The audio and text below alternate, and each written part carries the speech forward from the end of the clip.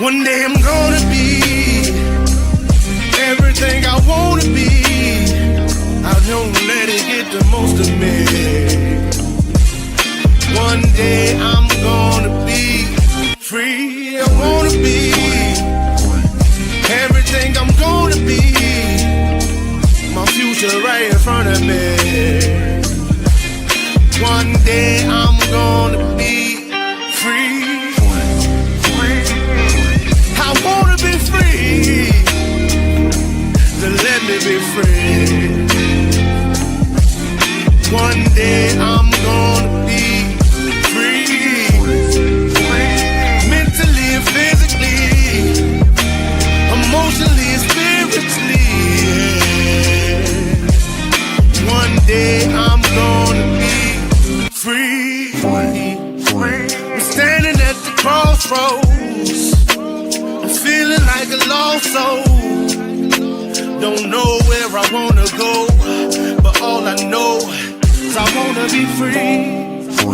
They're telling me to let it be, but that just ain't in me, no. Jealousy and envy, but all I see is I wanna be free. See everything I wanna be, exactly what I'm gonna be. Don't let it get the most of me. Eventually, I'm gonna be free. See everything I wanna be, exactly what I'm gonna be. Yeah. One day I'm gonna be free. I'm gonna be free. Let me be free. One day I'm gonna be free. Mentally and physically, emotionally and spiritually. Yeah. One day I'm gonna be free. I told them take their aim off me. Stop trying to get a name off me. If they would just let me be, I'm gonna be free.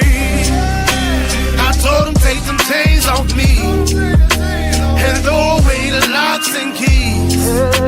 If they would just let me be, eventually I'm gonna be free.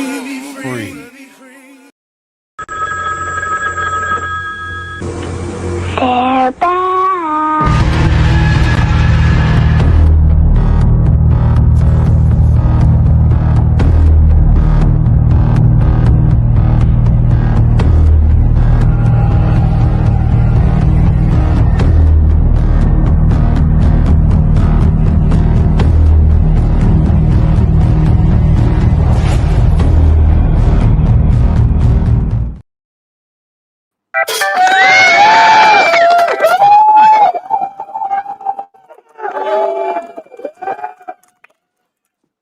What up, though?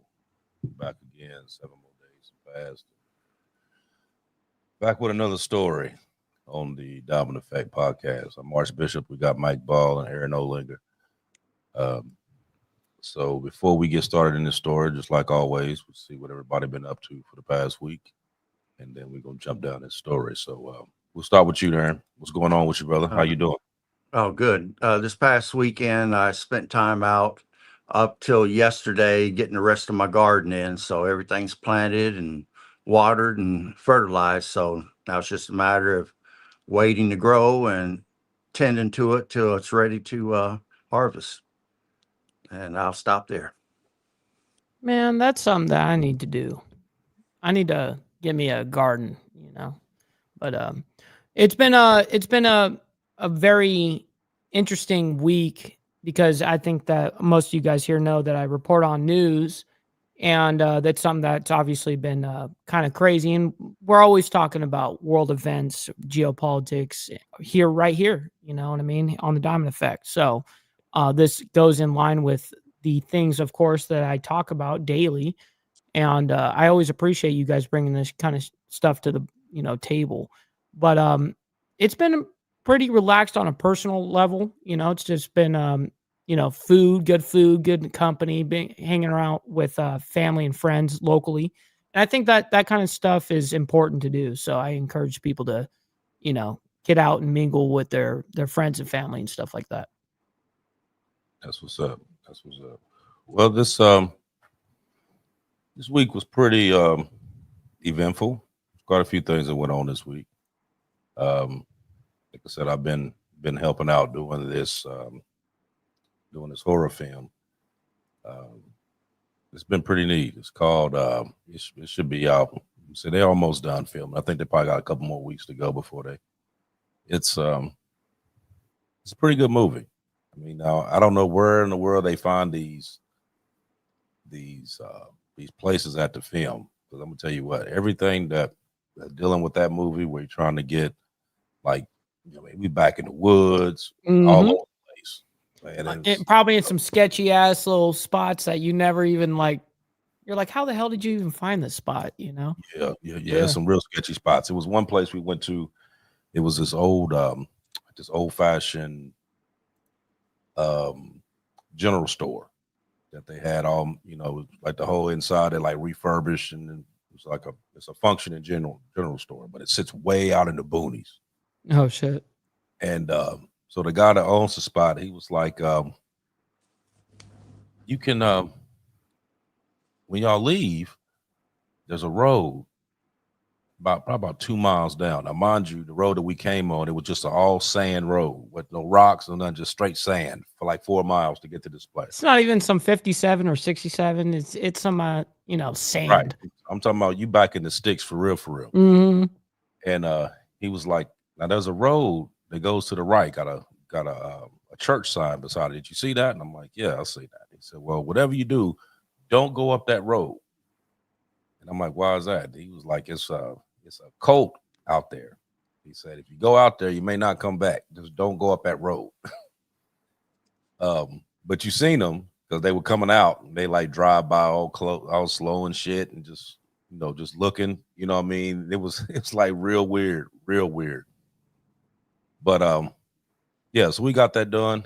And also, remember I was telling you about the magazine, Born to Ride magazine. They came out, the June edition came out the other day, and they did an article on me on there, so you have to go on there and check it out. I can show you what it looks like, but you have to go on borntoride.com and you can see the actual article. Let me show you right quick what I got on here. That's the front page. And damn, that's dope. Yeah, so they did a real good job on it, man. I like the person who did the interview. She wrote that out real nice. But yeah, go on borntoride.com. It's on there for the month of June. I'm waiting for them to send me the actual hard copy. If I'm not mistaken, this particular magazine goes to like all the Harley dealerships and all that. It was one of the magazines that goes through Harley. So a lot of them, yes, it'll be circulating around the country though. So it's a pretty good. I don't know. I'm kind of humbled by that. You know what I mean? I was kind of shocked when they called and even asked me to do it, but it was a real good time. That's awesome, man. I'm stoked that you're getting the the actual recognition that you deserve. That's awesome, man. And it's been a lot of work. No kidding. A whole lot of work. And like I said, this ain't a lot of sacrifice. That too. You know what I mean? But like I said, I thank God for it. You know what I mean? For giving me the opportunity to be able to do it. So like I said, first and foremost, all praises will go to him, because like I said, this wasn't something that I was planning on doing, but the way everything's been opening up, you know what I mean? So I've just been. But it's up to you to walk through them doors. So right. Just remember that. Right. Yeah. So everything's working out on that end. But yeah, I'll keep you informed on everything. Like I said, remember last week we played the trailer for Standing on Business. That's that was badass. The new one that's going to be out in Should be out in July, maybe August. From what they're talking about, it should be right around the end of July, beginning of August. For those of you that didn't watch last week, we'll play it right quick so everybody can see. Let's do it. I'm down. Morning, everyone. Everyone look all.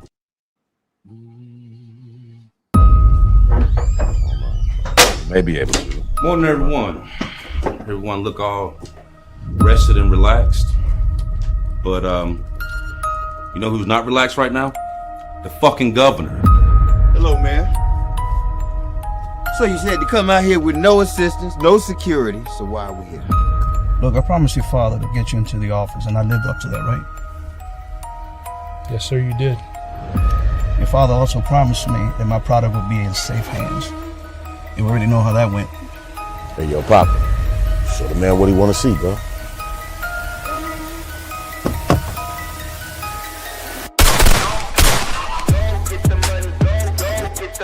I don't think you understand what I'm saying. Get over here now! Get the fuck out! Get into the jail right now!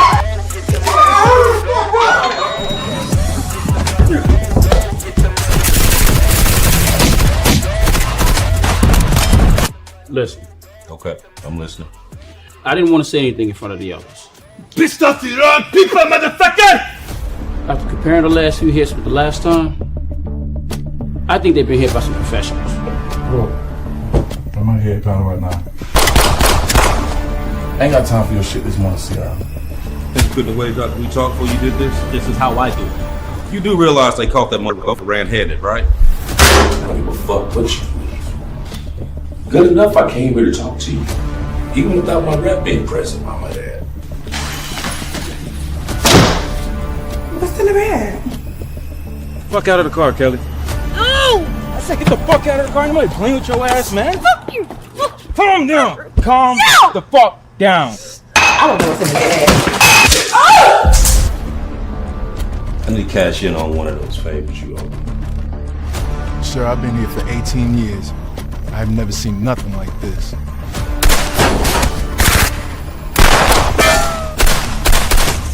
Fuck, they found you, didn't they? Fucking coming for me. They're coming for me. Time for the Moscow manicure! What the fuck is wrong with you? You're supposed to be the one I can trust. Think we can trust his ass? Look, that motherfucker's life is on the line just like ours is. So, what is it, Amelia? Nigga, tighten up! Hurry up, nigga, this is a robbery! Man, bitch, help me! Look, Lieutenant, then why the fucking cartel is sending us fucking cards with your fucking name on it? We're working for the cartel. What the fuck? Bitch, what? Keeping it real about it. Looking for something that's real. You know, standing on business. Just keeping it real. Fuck. Hell no. Shit can't. I'm just keeping it real. So I bought the windows clear, but I need them tinted. Yeah. Yo, with 24 we need to meet. Rims, but I ain't even finished yet. Now. Feeling like I'm almost here, so I ain't tripping. Yeah, I ain't tripping at all. Man, you gotta love a little plot twist. Oh man, it's all kind of plot twists in that movie, man. I know that there's no way that you can condense something so gnarly into one little segment there. I know that's hard to do. And you're like, man, this is not even encompassing anywhere close to the action that's in this. Right. It's not even close. Right. It's a lot of plot twist to this. Like I said, it's a really, really good movie though. I love storylines like that. Yeah, like how they got it. You know, I mean, once you go through it and you start connecting all the dots to everything, it's like wow, this is actually pretty good. But they but yeah, that should be out end of July, beginning of August. But of course, I keep you posted on it and let everybody know how it comes. When it comes out, I'll let everybody know. We need to know the premiere and all of it, man. Yeah, I'll let you know about that because remember I told you I wanted you to come down. I'm there. Count me in. I'm there. Yeah, so we're gonna. Yeah, so as soon as I get all the info, about all of it, then I'll put it out to everybody. So we're gonna dig down into this story. We actually got a couple of different ones, but the first one we're going to talk about, we're going to dive into the details of this this recent drone strike in Russia, and the possibilities of this being more of a team effort than just Ukraine doing this by itself. It's a pretty intricate way that they did this, right? And, actually, when I seen it, I just kind of sat back and was like, "Wow, who came up with that idea?" Because it was like a really calculated idea. Yeah, no, that's like, remember when pagers were bombs there for a little bit? It kind of reminded me of some stuff like that. Yeah. So what they did was they called it Operation Spiderweb, and they targeted multiple air bases within the Russian territory. Some of them was like thousands of miles away from Ukraine, and they damaged over a third of Russia's nuclear bombers, including the Tu-95 and the A-50 surveillance aircrafts. How many did you say? That's how many percentage? They said it was a third. So wow, so a third. Yeah, so it was. So they said like over. There was 40. That was right. That was and you know what's weird is the headline that I reported on was 50 plus. That's what they reported on. But I have seen the majority of reports are 40. Now you have some people that are saying that that's like the Russian version of Pearl Harbor, how this took place, because nobody knew, right? Because nobody knew that this was going to happen, and the way they did it was so sneaky and intricate. You know what I mean? You'd be like, man, how did they even come up with that idea? But I'm gonna show you real quick. There's a quick little news footage on it, but then I'm gonna play another one right after that, and it's the actual footage of when these drones were hitting these planes. Right, from the recording standpoint of them doing the actual bombing. Yeah. So I'm gonna play the news report, and then I'm gonna jump into that one and just kind of, I'm not gonna keep it on the whole time, but I just want them to see like how this was taking place. Sure. The Ukrainians wasted no time sharing video of the attack that destroyed an estimated 1/3 of Russia's long-range bombing fleet, planes that are capable of carrying nuclear weapons. And incredibly, it was carried out by more than 100 small drones, which have been smuggled into Russia and then unleashed from shipping containers parked just outside military bases thought to be highly secure. Many of the aircraft hit had been used to strike Ukraine. President Volodymyr Zelensky took full credit, saying Operation Spider's Web had been in the works for a year and a half, targeting bases across Russia, some of them thousands of miles from Ukraine, in a coordinated attack. Ukrainian agents operated right under the noses of Russia's spy services, Zelensky said. His top intelligence aide claimed the drones, which cost about $700 each, had caused $7 billion in damage. It was both an intelligence operation, really intricate, really well performed. Security consultant James Lewis studies drone warfare. For somebody who's been watching these developments more closely than most, was this day always going to come? What was new is their ability to sneak that close to strategic airfields.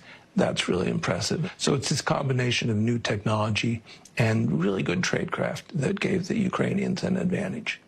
The U.S. military often parks its long-range bombers in the open. That's no secret to American adversaries, such as the Chinese. What's their takeaway? They're going to be thinking, how do I take advantage of my superiority in drones to do something the same thing to my opponents? Such a bold attack. Charlie, what are your sources telling you tonight? Well, a senior defense official told us the assault shows a level of military sophistication never seen before. And they're well aware America's adversaries will have been watching too. So these are commercially available drones, and they'll be looking at their own drone defense systems against possible attacks like this. And Charlie, what do they expect about a Russian retaliatory strike? Yeah, John, they're fully expecting that Putin will retaliate for this. And other audacious attacks, like, remember, sinking that Russian flagship cruiser ship, hitting the Crimean Bridge or hitting Crimea itself. Russia launched punishing attacks, unleashing bombing campaigns largely focused on cities in the east like Dnipro, Zaporizhia, and Odessa. Okay, Charlie D'Agata at the Pentagon. Thanks so much.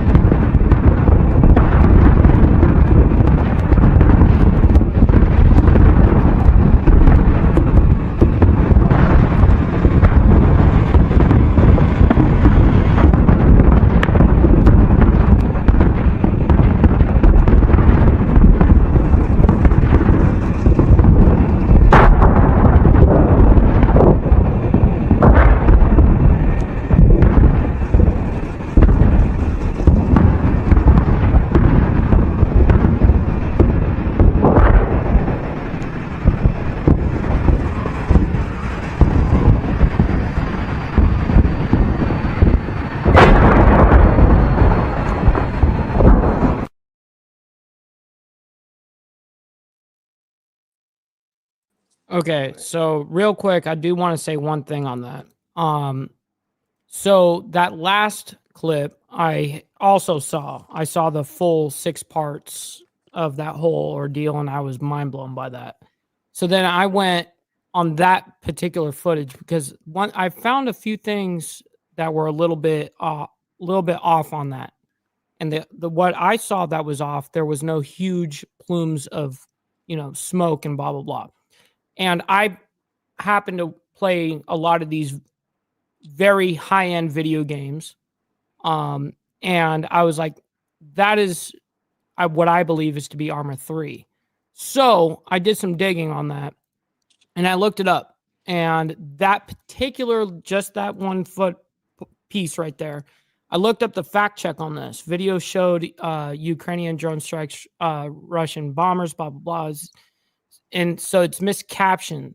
The original video noted that the video was Arma 3 footage, a video game, but many commenters appeared to believe the video's title and subsequent posts claiming the footage showed Ukrainian drones wiping out Russian bombers. Now, what's interesting about this is it went on TikTok, which you just saw right there, which was actually on TikTok. Now, the problem is with Arma 3 is this is not the first time we've ever had this problem. We've actually had Arma 3 be used as footage when it wasn't actually what actually happened. But the first footage that you showed was absolutely true. Where you saw them coming in and they were doing the whole thing in the very beginning, that's absolutely what happened. But a little digging that I did. Okay. So with this, go ahead, Aaron. Go ahead, Aaron. What you got? I was going to say I dispute the number of drones that that guy said was used. He said something about 40 something drones. 41 planes were destroyed. The 4 containers that they used had false tops to them. And when the tops opened up, each container had 36 drones. So that means that they launched a total of 144 drones, not 40 something. That's ridiculous that he would say that when each container had 36 drones in it. Then they were remotely piloted, like you said, thousands of miles away within Ukraine, which means that they had to have either Starlink or they had to have hacked the Russian cell phone system in order to pull that off. And people need to also understand that that attack occurred inside of Russia by fifth column elements, or you could call them terror cells if you don't want to call them fifth column elements. They exist inside of Russia. Russia knows that they are a problem because not only did those 41 planes get destroyed, they derailed 3 trains on top of it and then caused individual bomb blasts around the country. I didn't hear that. That's Yeah. crazy. Wow. That was strictly a coordinated attack within Russia itself by fifth column elements. I've seen many videos where people have taken videos of them standing. You know how you have signs outside of a city says you're entering this, and it will be someone holding an AK with their face covered, standing next to the sign, proving that we're inside of Russia and we can hit Russia whenever we want. So Russia's going to have their hands full with just fifth column elements doing those attacks. How many more containers, how many more drones have been smuggled inside the country? And whether people know it or not, a shipping container can hold 4 cylinders that can launch vertically launched missiles. We have shipping containers with those 4 vertical launch missiles in it. So does Germany. So you can launch more than just 2-foot drones. You can actually launch medium range missiles out of that thing. But I'll stop there for right now.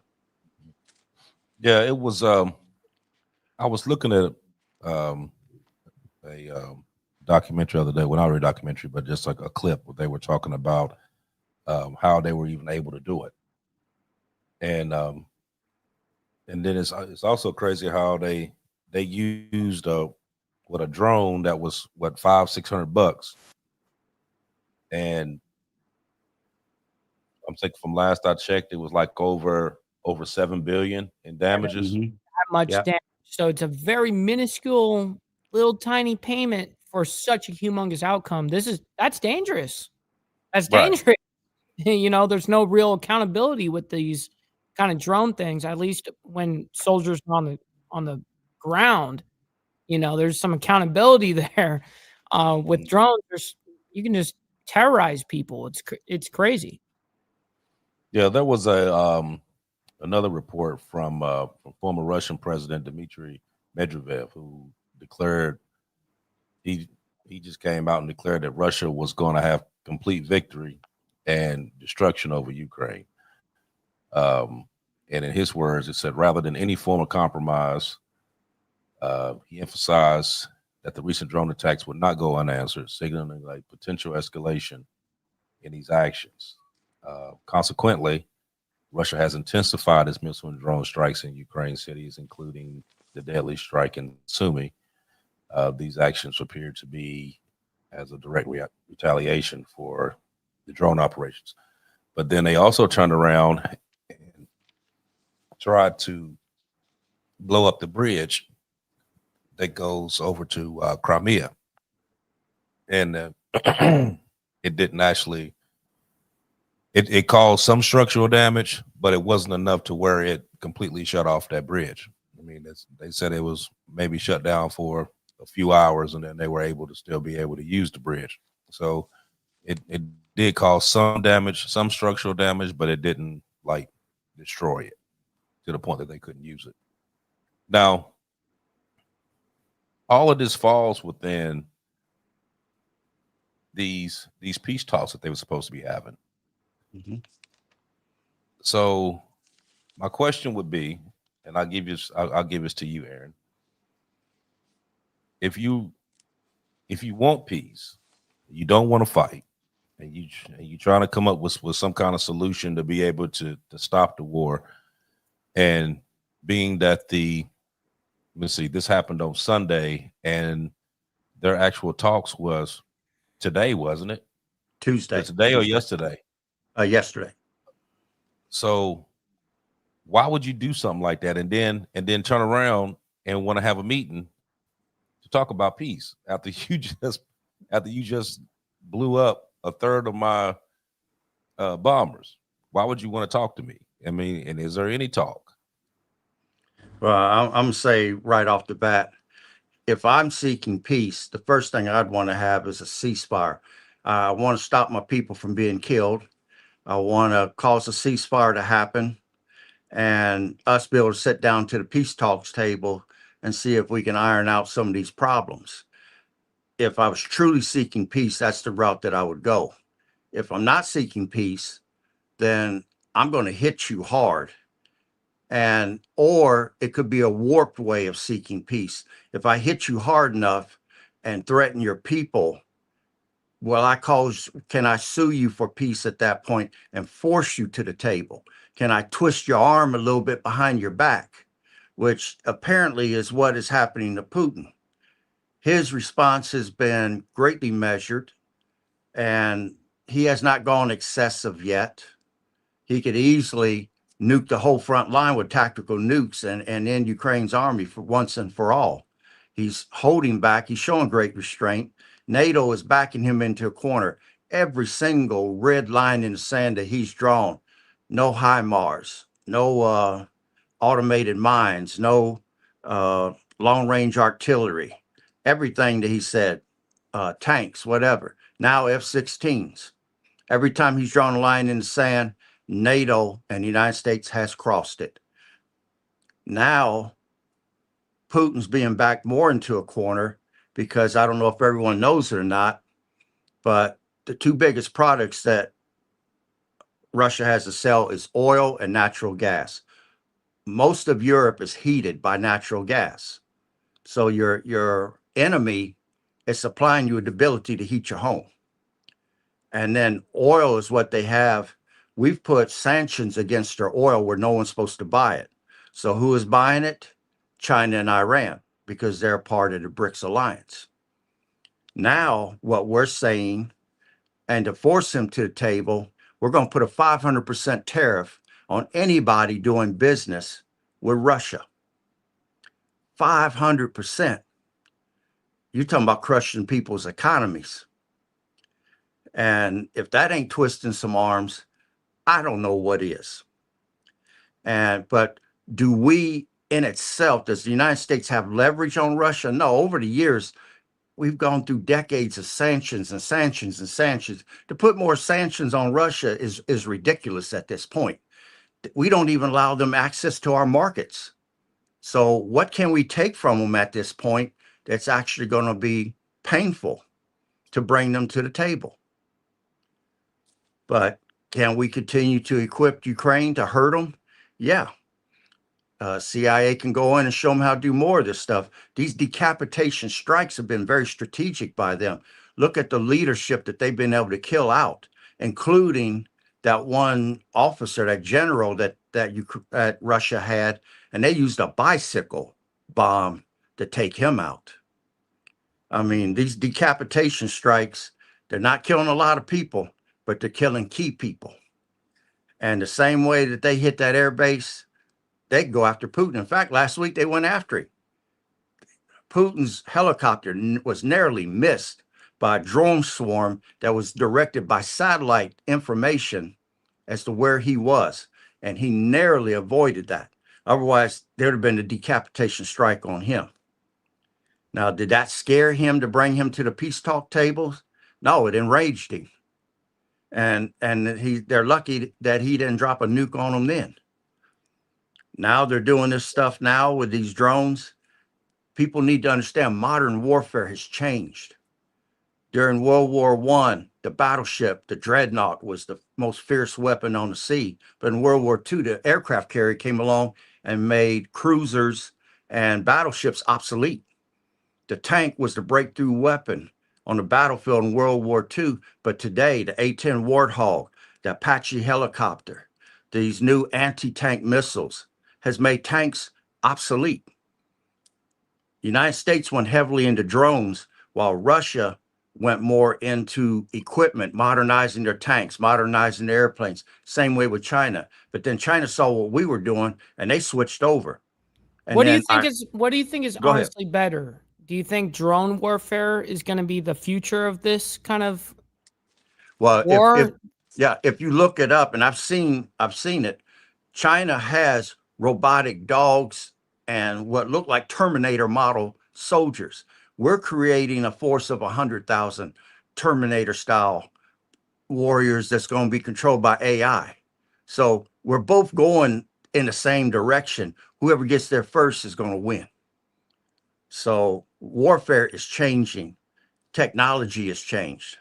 So people can adapt or they can die, because that's the direction we're going in. But I'll stop there for right now. So with those drones, the drones would be easy to use because number one, they're inexpensive, and you're not getting any casualties. Nobody's dying. You know what I mean? From the one who's launching the drones, nobody's died. Have the controllers that may be sitting, over into another country. You have no idea where they at. They had I know like back during Afghanistan, stuff like that, they was the people that was controlling those drones were near Afghanistan. They were nowhere near it. So it's easier, technology wise, it's easier because you can control those drones to do basically whatever you want to do. You don't have, that's manpower that you don't need. You know what I mean? So you drop that risk of casualties down to basically zero. Now, with the 500% sanctions, I'm gonna tell you what that's gonna lead to. Now, initially, when the U.S. put sanctions on them and they were wasn't supposed to buy oil and gas from Russia, everybody stopped buying it. Of course, they were still selling it to China. China was still buying it left and right. They thinking that they were going to bankrupt them, but you didn't bankrupt them because they were just selling it to the people that was their friends anyway. You know what I mean?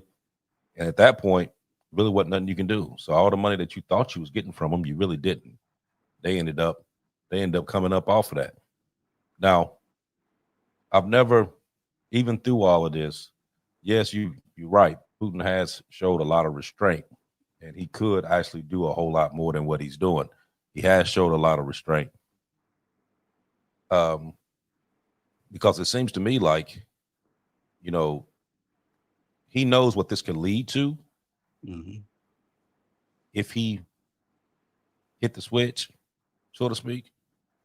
He know where this could go to. He don't want to take it that far, but he putting out these warnings. You know what I mean? Like, okay, I need y'all to stay out my business. Stay out my business. You know what I mean? But it's only so many times that you're gonna tell somebody to stay out your business. You know what I mean? And especially when you're not doing anything. So if in fact they say, okay, we're gonna put a 500% tax on whoever buys anything from there. Now you remember back last winter, because Germany was one that bought a lot of natural gas from Russia. And what happened? A lot of people died because it got cold. Wintertime came, a lot of people died because they wasn't able to get that natural gas for their heat. A lot of people died. Now, also dealing with this tariff, you put 500% tariff on China or whomever else that's going to buy something. What's going to happen? Going to war. So what's going to happen? You know what I mean? It's just a quick way to get there. I mean, and actually, quiet as kept, that's exactly what all this is going to anyway. Yeah. You know what I mean? And this is from what we're going to be talking about this evening. It's a couple different places that things are going on. And you got the same characters in each one of these places that's involved with this shit. So eventually something's going to happen. You know, like I seen a report, was it 2 days ago, where they were talking about how Great Britain was eager and ready to put troops on the ground in Ukraine. And the reporter asked them why. Like, why do you think that they're so eager to do that? And they was like, it's simple, because they're almost broke. And the best way to stimulate the economy is war. Made a lot of sense, you know. And when you think about all these countries that's involved in all this, all of them going through their own economic crisis. I mean, some of them worse than others. What usually stimulates that? What changes? What kind of usually changes that up? War. So I think that's the end game. I think that's what they're leading to. But right now, they're going to keep playing this little cat and mouse game until somebody, don't know which one, but one of them is going to call the bluff. And they're going to do something. And then all hell's going to break loose. But it's just waiting for one of them. They all standing right there. Now, they had that treaty, what do you want to call it? Summit, talks, whatever you want to do.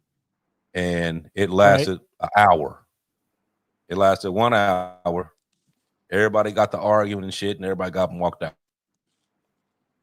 You know, so, which was kind of, you kind of knew that was going to happen anyway. You know what I mean? Like, you literally just did a drone strike over here. You knocked out a third of our planes, and then you coming over here 2 days later and basically like, oh, you know what?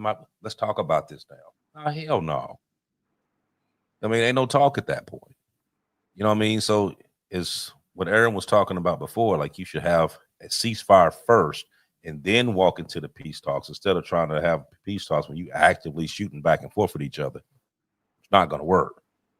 I mean, especially when you pulled what you just pulled on Sunday, because the way they had those trucks set up, there was no way for you to know that those drones was in that truck.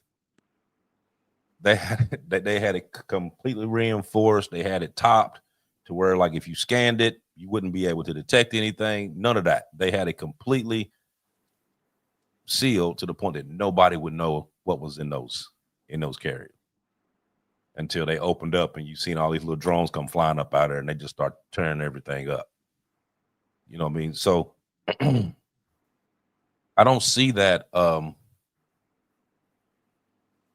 don't see that ending soon.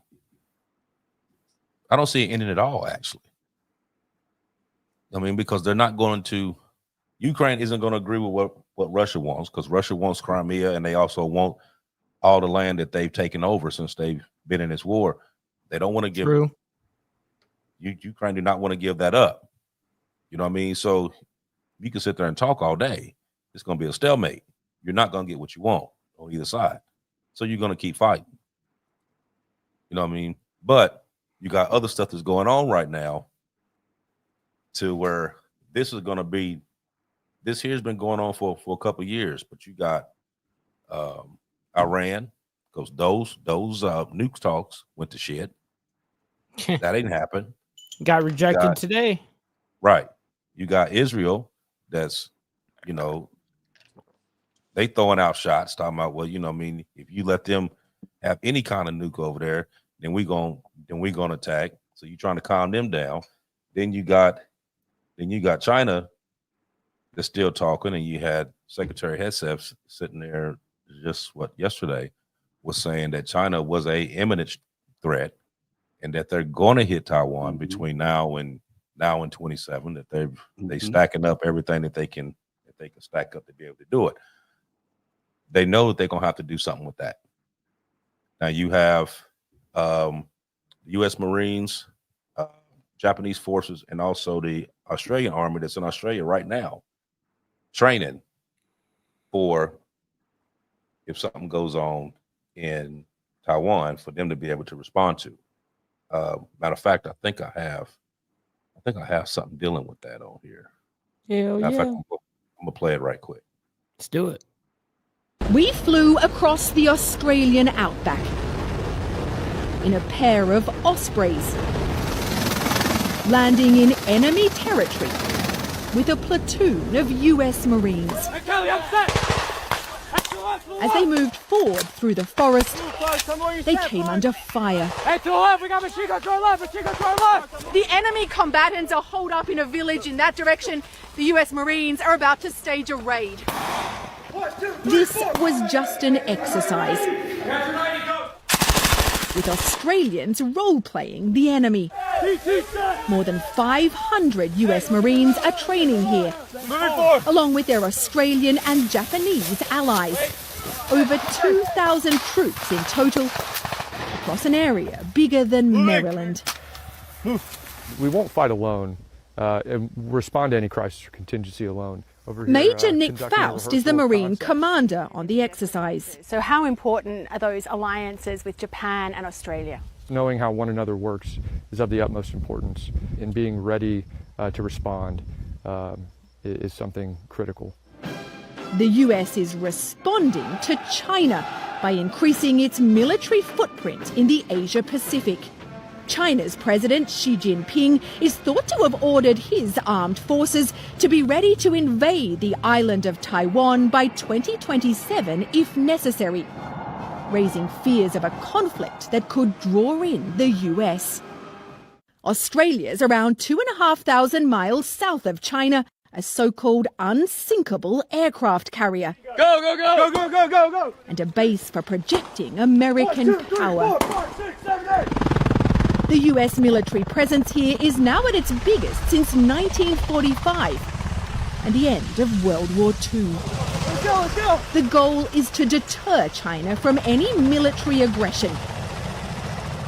Very encouraging The for me Australian as a commander, officer in the Brigadier Australian Ben Army. McLennan, And I think, told for us the they're population also of Australia, preparing it's for also the very worst.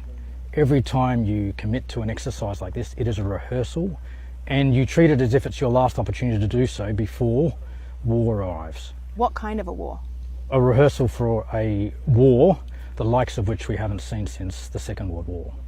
Military experts say a Chinese invasion of Taiwan is not inevitable, and China may actually want to avoid war, especially with the US. But China's armed forces are going through an unprecedented modernization, from aircraft carriers to hypersonic missiles.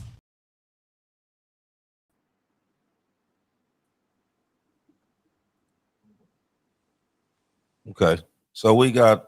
Now, mind you, that was just a training exercise that they were doing, but it's clear to see that they're not taking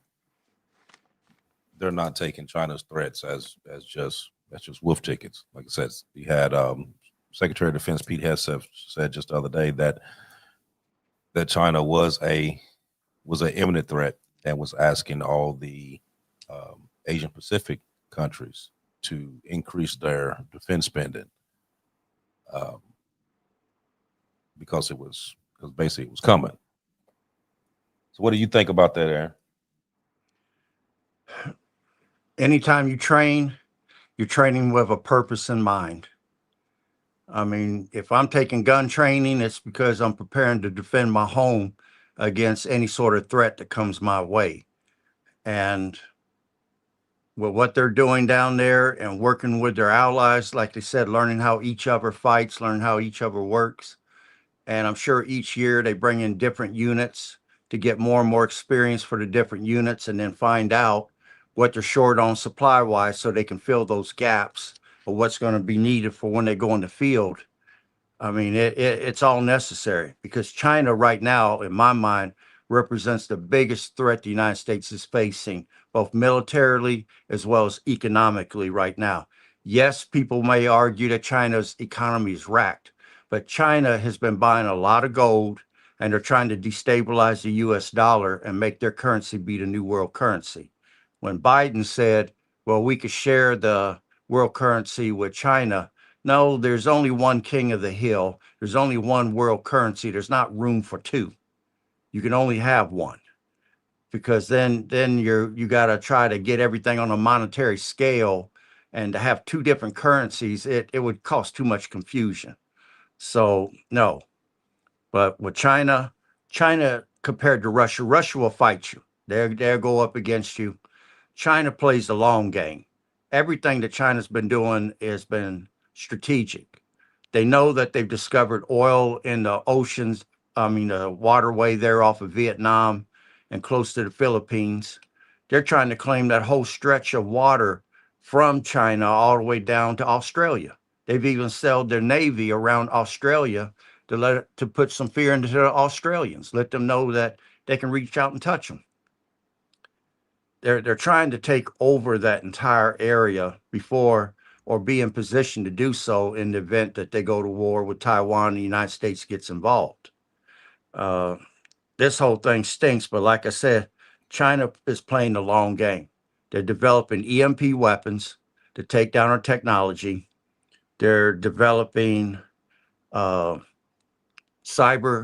attack systems to be able to bring down our power grid, our water purification plants, transportation, our communications, our 911 systems. They're talking about bringing that down. And can I go ahead and mention about the fungus thing, or you want me to hold on that for right now?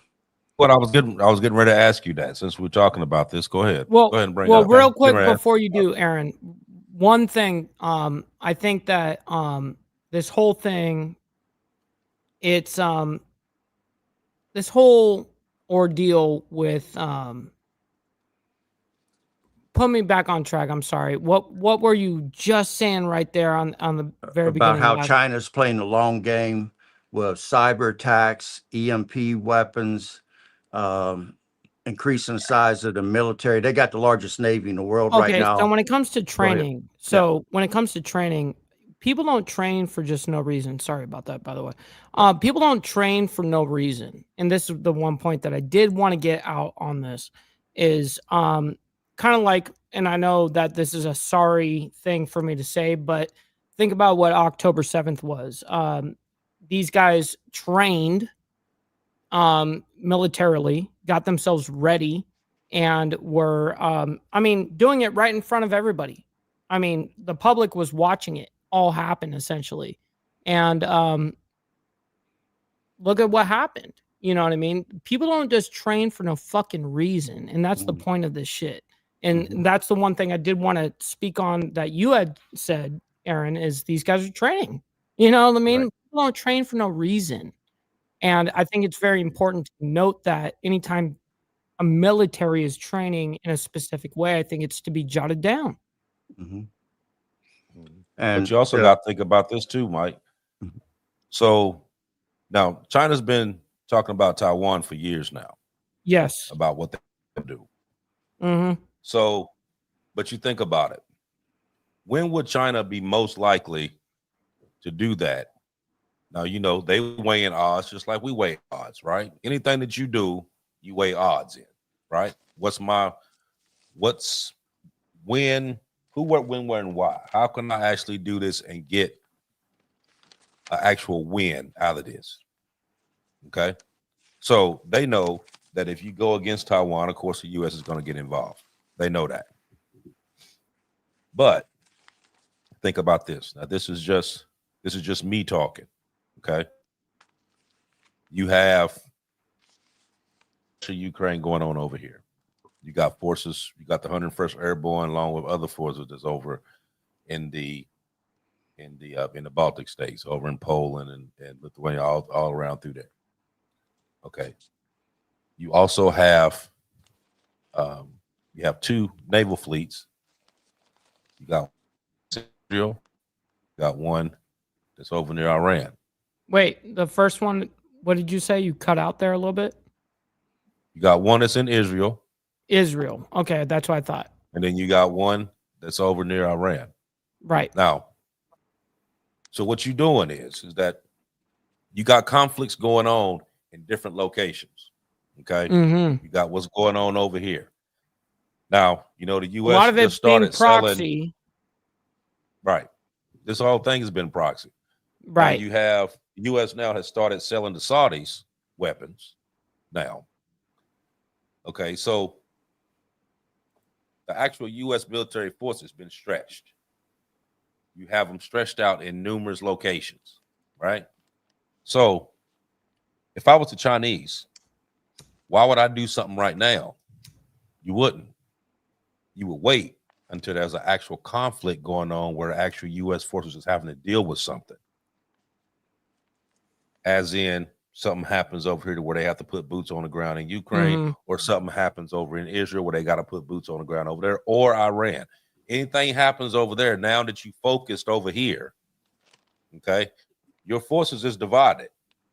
So you going against me with 100% of my people right here, but I'm only going against 25% of yours because you branched out all over the, you know what I That's mean? exactly what happened in Israel. I mean, when Hamas was attacking, guess who was facilitating being able to split the IDF? Hezbollah shooting in the north and splitting the IDF in 50-50. And so now you can't control, you've got a lot less control. You know what I mean? Right. Right. So what is your easier plan to victory? Would I mess with the US right now, knowing that, you know, like we're doing stuff, but we're not actively doing something. You know what I mean? So we can easily pull out people. Or if they're involved in a conflict over there where they got people on the ground where they can't get up and move like they got to. Okay. Yeah, you got people over in the Philippines, you got people over in Australia, you do have people here, you got people over in South Korea, you do have them there, yes. But that's only 25% of what you got. I mean, I got 100% of mine going against 25% of yours, and knowing that you can't bring these carriers through the Panama Canal, they got to go all the way around in order to get over to there. You know what I mean? Which takes more time. You know what I mean? It's not that easy. And a lot of money. The fuel oil just to go all the way around is, to them, at that point, it's not even worth it. Right. So they would, okay, so they would wait until there's actually a conflict going on to where basically you so worried about this over here. Yeah, I know you're looking at this, but you worried about this over here, which gives me ample opportunity to do what I'm doing here. And you keep doing these little drills, and you keep getting closer and closer and closer to Taiwan, you know, and you keep popping like, oh, this is just a drill. We're just doing a drill, but you keep getting closer. You know what I mean? So every drill that you do, you bring yourself in a little bit more, a little bit more, a little bit more, until finally, when you do one, boom, you right on them. You know what I mean? Now, by the time that happens, because you've been doing these drills and you've been slowly itching your way closer to it, by the time that goes down and you get word of it, they own them. I mean, because ain't nobody stopped them from doing it. And they doing everything possible to keep people out of the South China Sea anyway. True. Because they putting those platforms up and talking about fish hatcheries and all this other stuff. So they planting stuff all around through there to keep people away from being over there. So they've been strategizing this for a while. You know what I mean? This isn't, you know, the whole sea threat trade over routes are rough. Yeah, the whole thing over the 500% tariff, man, that's bullshit. They ain't gonna do it. They ain't gonna do it. If that's the case, why are you taking off all the ones that you've been putting up now? You ain't gonna do it. It's a threat, and they know it's a threat because you've been popping these wolf tickets out for the longest now. You ain't done shit. I mean, what did you have a tariff up for like a whole week? Ain't shit. You know what I mean? I think it was just to prove a point that he could. I think it was to prove a point. You ain't actually staying on it. I mean, if you're gonna put it out there, then do it. You know what I mean? Like, don't do it just enough to see him sweat a little bit and then say, okay, well, you know what I mean, I'm gonna give you a 90-day break. Come on over and talk to me. They ain't trying to talk. They ain't trying to talk. They don't need to talk. You know what I mean? Reason being is that why would they need to? They starting a whole BRICS nation. They racking up gold left and right. They're on their own time. Right. Did you hear just the other day, Uganda over in Africa, they found 31 million tons of gold. Yeah. Yep. Yep. You know what I mean? These nations are chopping at the bits to try to get their hands on it. Oh, damn You straight. know they are. Damn straight. Everyone. All of including them. including Chopping at the us. bit. Including yeah, us. that's what I said. All of them. All including of them. us. Chopping at the bits to get their hands on it. Yeah, let's just be honest. Yeah. But one of the main ones that's going to be over trying to get their hands on it, though, China. You know what I mean? But see, here's the thing, though, that a lot of people didn't think about. China started, when they started growing, and yeah, they started doing the military and all that, but another thing that they started doing is going over to these other countries, building these ports. Give them those ports, getting it to them cheap. They bring their people over there. They do all the building. They do all that shit. And you can run the port. You have it for, so many years, like 99 years and all this other shit. But they got their hands on all those different ports. That's a strategic move. You know what I mean? Because if anything go on, how you gonna get stuff there? You need the ports. You do. You're right. So they've been slowly calculating this thing for the longest, just like they're trying to get over to the Panama Canal.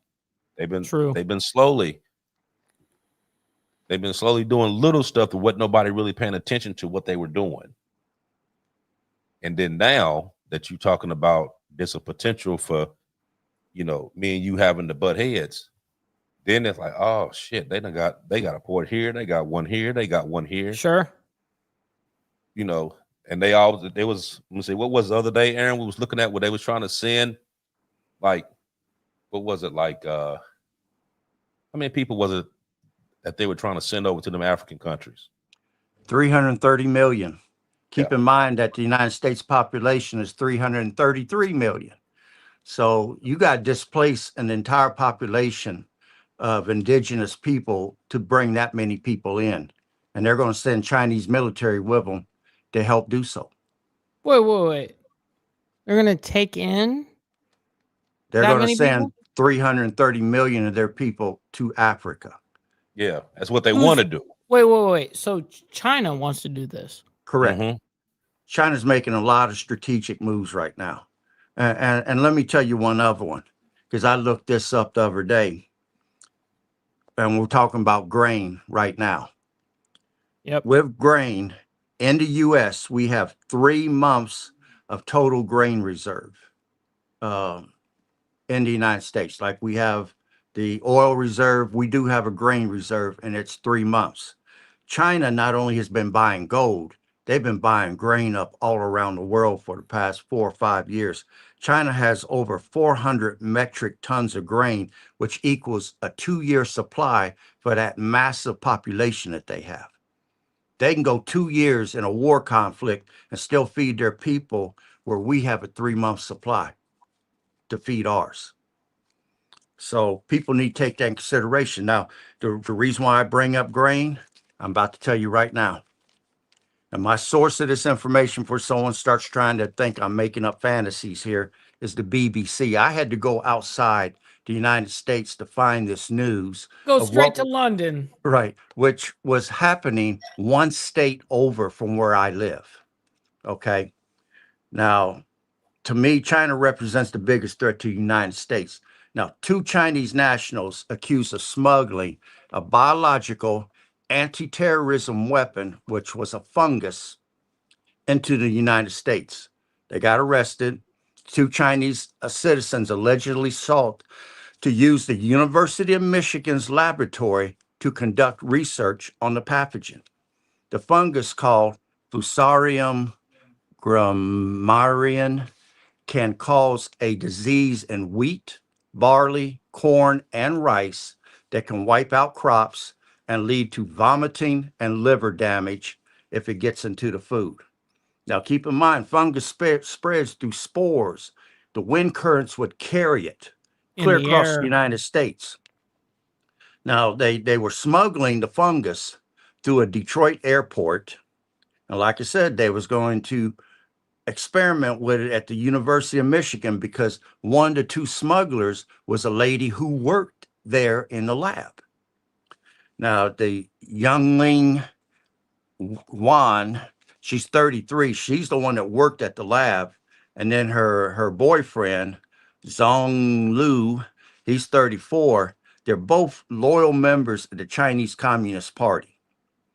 Now, keep in mind, the liver damage will occur in both animals and humans. So if you consume that and not know that it's been contaminated with that fungus, you're going to end up with liver damage. And your liver is the filter for your blood, the same way as an oil filter is crucial to keeping the oil clean that's flowing through a car to keep a car rolling down the street. Or a motorcycle.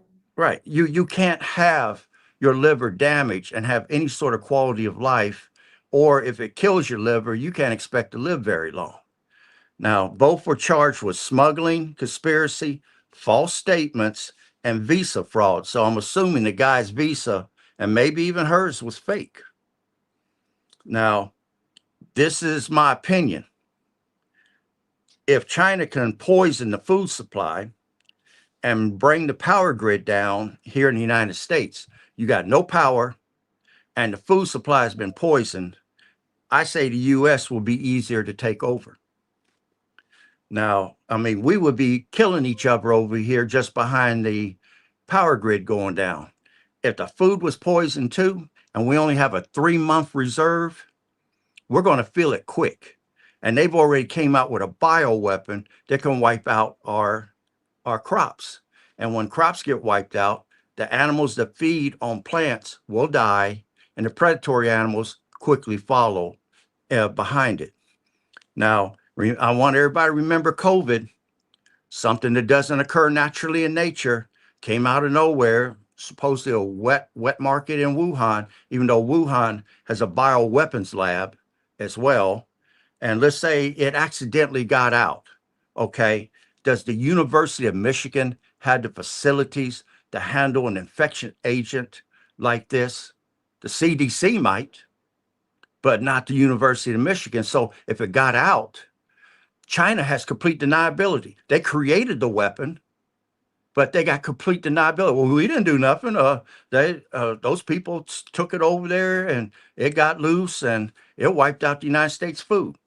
Keep in mind that during the Korean War, after the Korean War was over with, North Korea went through a starvation period that lasted for decades. And it was because allegedly North Korea and China accuses the United States of flying airplanes over North Korea and dispensing something called food blight that killed all the rice crops and made the rice in the fields smell like rotten fish. And you couldn't consume it. So now the North Korean people face starvation for decades. Now we have an agro-terrorism weapon, a fungus made by China, an aggressive agent. They know we only got a 3-month supply of grain. And now they come up with a way to wipe our food out. They're telling us they're going to bring down our power grid, the 911 system, take out our water, bring down our communications, and now they have something to wipe out our food. And it will kill animals as well as people. These people are playing the long game here. They're patient. They don't have to jump out and commit open warfare. They can attack us, do cyber attacks, EMPs, other things, and have complete deniability. If this crap got out in the United States, we're in trouble. And yet they smuggled it into this country. And people, I don't know how they found it. I thank God they did. But I don't know how they found it, but they're not disclosing that. So if somebody else tries it, they can't overcome their defenses. But I'm glad that they was able to stop it. But I'm going to stop there for right now. Why would we only have a 3-month supply of grain? Being the fact that we export as much as we do, why is it that, well, I guess this could be my question. Why is it that in the US, we are not more precautious about things than everybody else? You know what I mean? So like, if they had so much grain over that they could feed their people for 2 years, why is it that we just sitting on 3 months? Why is there not other infrastructures put in place to be able to have stuff stored and stuff like that. You know what I mean? Because stuff like this could easily happen. Now, just like what happened in Russia Sunday. Okay, that could easily happen here. Easily. You know what I mean? The way they had that truck designed to where even when they scanned the truck, you couldn't even tell that those drones was even inside those trucks. Above and below, it was completely covered. You had no idea. So what's stopping them or any other country that we're enemies with to do the exact same thing? It ain't like they don't know where our bases are. They don't, I mean, the way they talk about this stuff on TV and stuff now, hell, they tell everything anyway. I mean, there is no secrets. You know what I mean, unless you just got something that's just clearly top secret to the point that nobody even knows about. But you know what I mean, all the basic stuff, it's already been told. People tell it every day.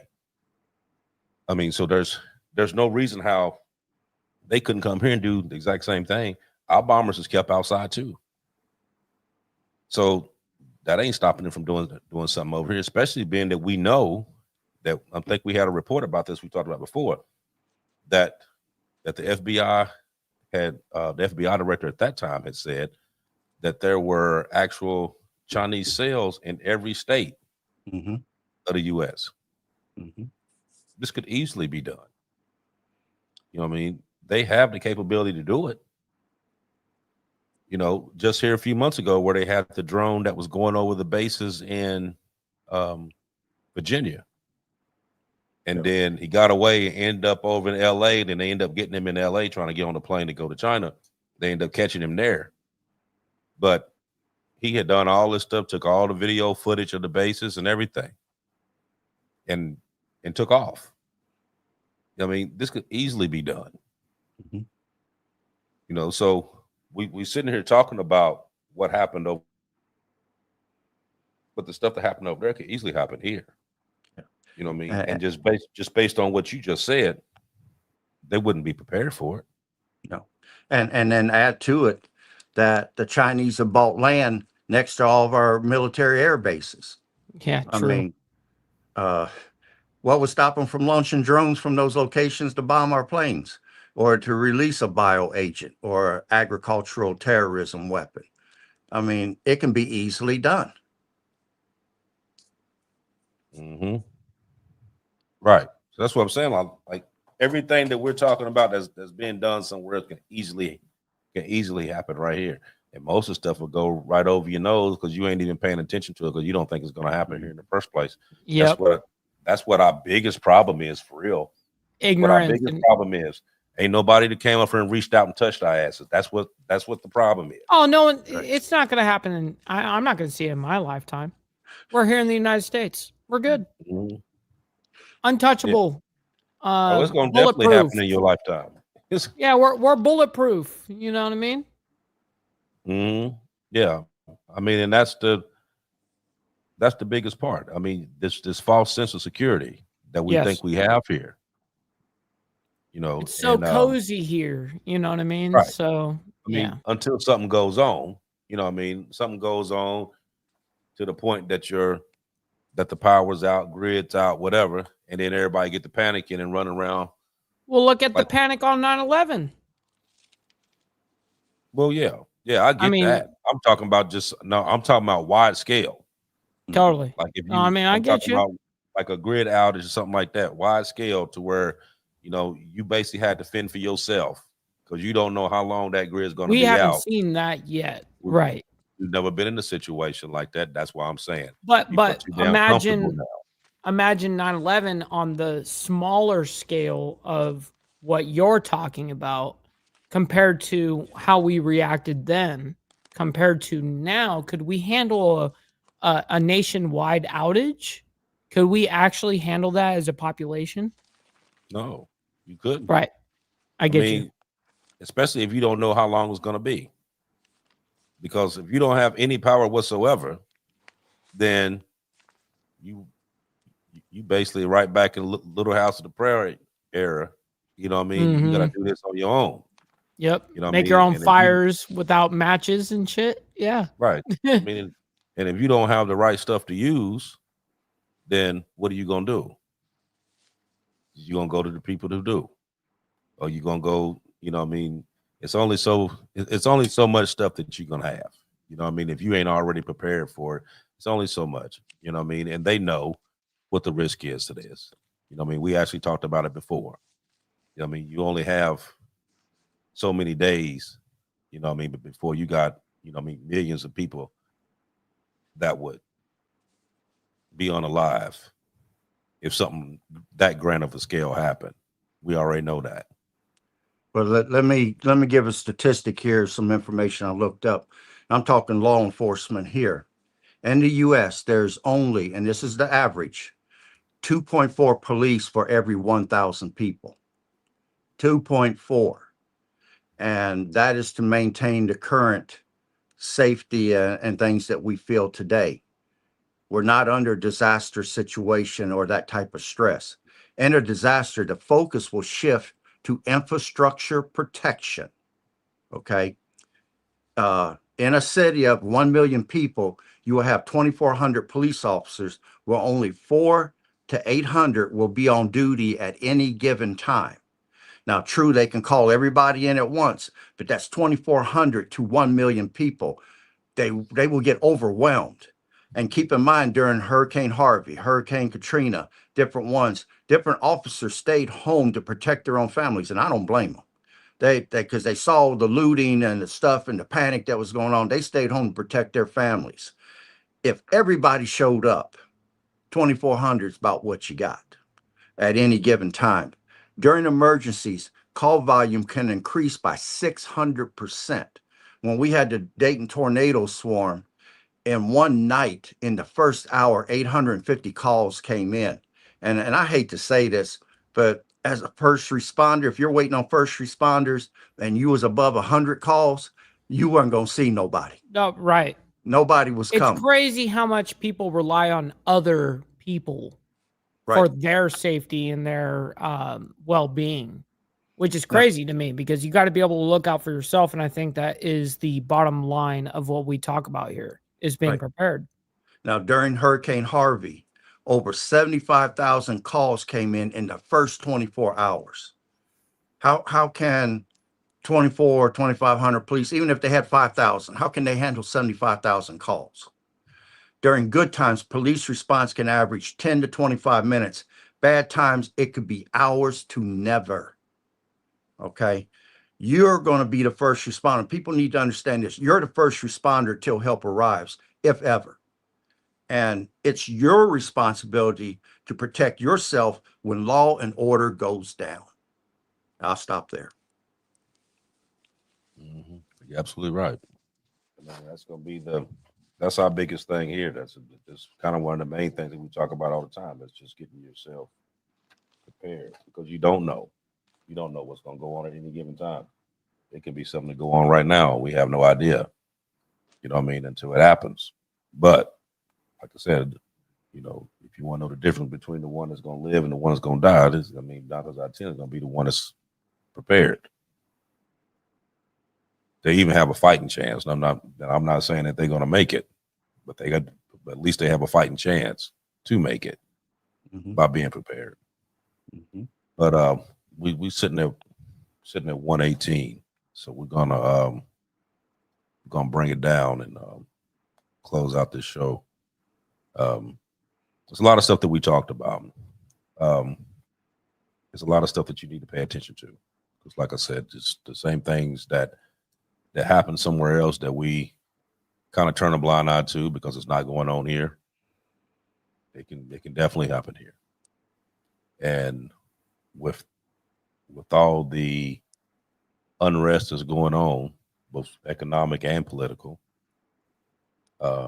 it's a powder keg that we're looking at right now. And we're just sitting back waiting to see, you know, who's going to be the first one to jump, because they all sitting right there on the line, just playing this cat and mouse game with each other.